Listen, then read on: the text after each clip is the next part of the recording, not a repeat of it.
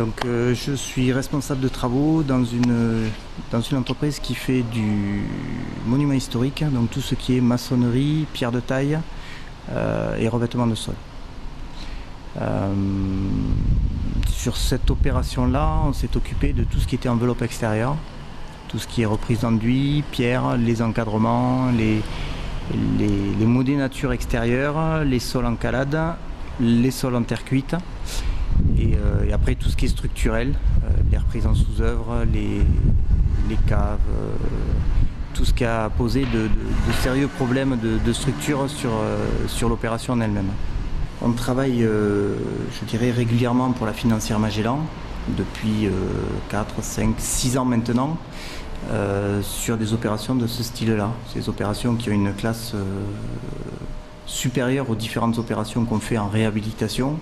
On est dans du monument historique, des choses qui sont relativement compliquées à faire en finition et avec un degré d'exigence de M. Pinchot et de la financière Magellan qui est au-dessus des réhabilitations courantes qui se font en centre-ville.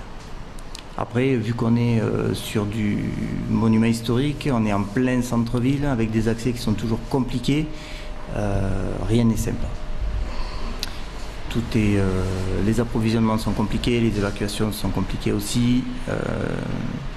C'est un métier qu'on aime, qu'on sait faire, qu'on maîtrise, mais il y a toujours des complications. Chaque chantier est unique et chaque façon de procéder est différente les unes aux autres.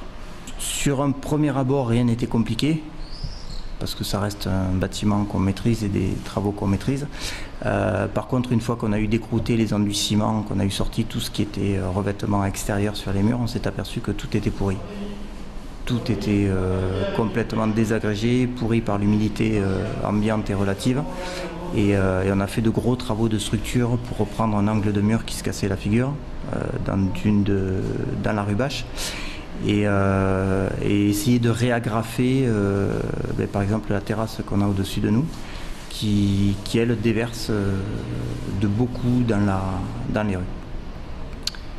Après on a eu quelques surprises sur tout ce qui est stabilisation du bâtiment, tout ce qui est encadrement de baies, tout ce qui est structurel, je dirais, sur toutes les ouvertures. Tout était en bois.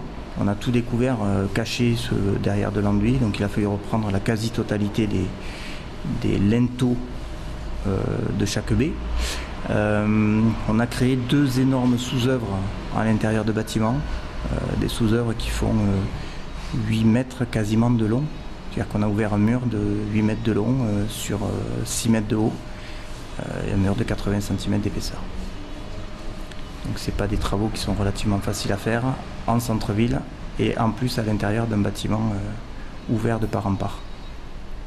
On a commencé en 2013.